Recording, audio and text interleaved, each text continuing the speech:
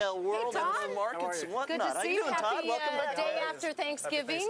Yeah, we're going to keep track to see if it is a go-go or a no-go Christmas. But what are you you followed Christmas? How many Christmas seasons have you been trading stocks?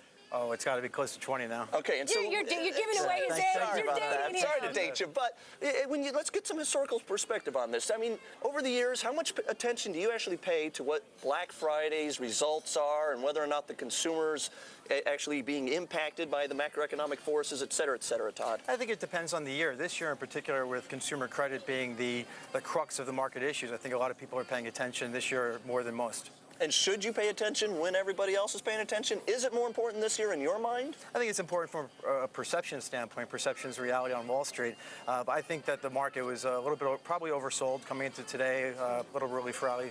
Well, that's why you see maybe today as well, people snapping up bargains, as we said, not only on Main Street, but Wall Street as well. And I think, you know, as you say, it is a little bit more important maybe this year. It is every year, but this year maybe more so because everybody's wondering, okay, is the consumer going to get hit by high gas prices, high oil, heating?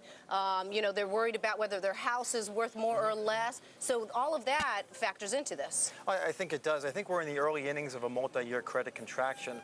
This has been building cumulatively for quite some time. I think right now total debt in this country is about 400% to GDP, which is climbing after today. In other words, there's more debt. There's 4 times as much debt in this country as we actually produce in the economic world per year. And then that's a big picture number. I think you need to keep that in perspective when you talk about retail sales, which is a one-day wonder or one-season wonder in this case.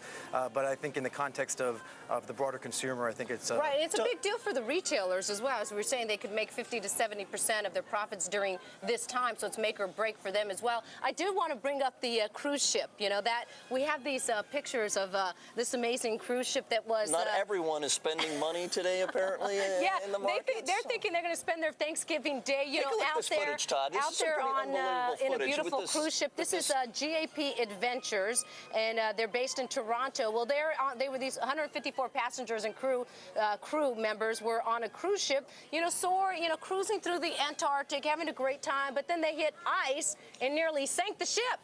It's a little bit like the market these days, right? The credit crunch. It's an iceberg. You hit the tip of the iceberg, and all of a sudden you're finding out there's so much more underneath there. That's right. It could be just Todd, the tip and that's of the actually iceberg. my segue. You know, for the last 25 years, we've not had a consumer recession. We're now at a point where we're basically looking maybe at a recession overall in this economy again. Is this consumer finally about to pull back? It looks like it.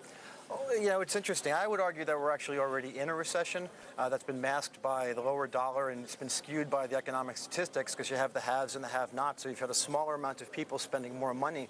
But for the majority of what used to be the middle class, I think they're already feeling like we're in a recession. You know, we've been hitting on that, and we've been seeing those results throughout this earnings season, right, Todd? I mean, so many of those high-end retailers continue to plug away. There are more Porsches sold last quarter than ever before in the world, and sure enough, though, you see Walmart, Target, and everyone else saying, hey, things are not so good. High-end versus low-end. What's the trade out of all that? Is there a bifurcation in the retail market? You stay long the high-end, short the low-end? Is there a buy what?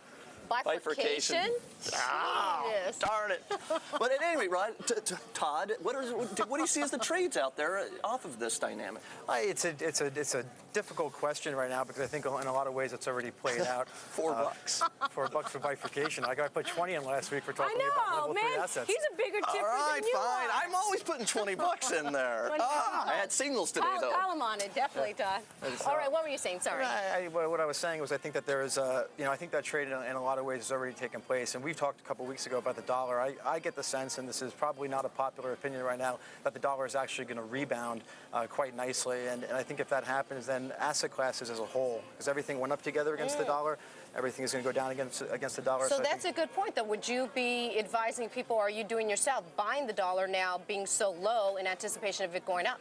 I think you can play that through a few ways. I actually have been looking at dollar plays, but I've also been very careful. I've been bullish on energy and metals for a long time. I actually cooled on those sectors considerably, and I'm looking towards more traditional safety plays in a slowing economy, like consumer non-durables and pharmaceuticals. And when you're saying you're looking at the dollar plays, is this and the dollar rebounding? Is that a quick trade or is that a long-term investment? That's a long-term investment, and I still I'm not smart enough. Well, it's in the time horizon for the next year, but I'm not smart enough to know if the dollar rallying is a cause or an effect. In other words, if everything starts to come down, I think that the dollar could rally as a result of that. Todd, we're going to talk a lot more about all of this in just a second. Thanks so much. But on tap next, well, you've gotten yourself into debt now after shopping all day on this Black Friday. Now what? Cry? Cut up the credit cards or say, what the hell? Go out and shop more. Pull out your hair. That's on tap next. Stress, that's for sure. To get on the road again.